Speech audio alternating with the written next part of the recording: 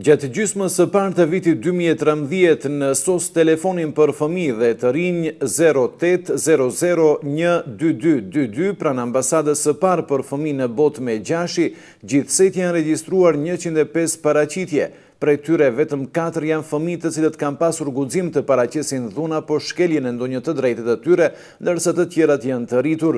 Numri i fëmijëve të cilët janë përfshirë në këto raste është 195. Këtë në konferencën e sotme për shtypje kumtoi Dragiz Mijanec, drejtor ekzekutiv dhe themelues i ambasadës së parë për fëmijë në botë me Gjashi.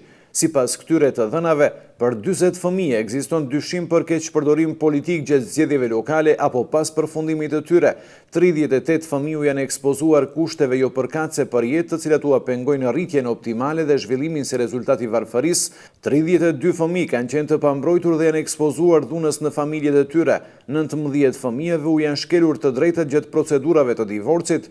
13 fëmijë kanë qenë viktima të dhunës mes moshatarëve, ndërsa 3 kanë qenë viktima të keqpërdorimit seksual, tha Mijanec.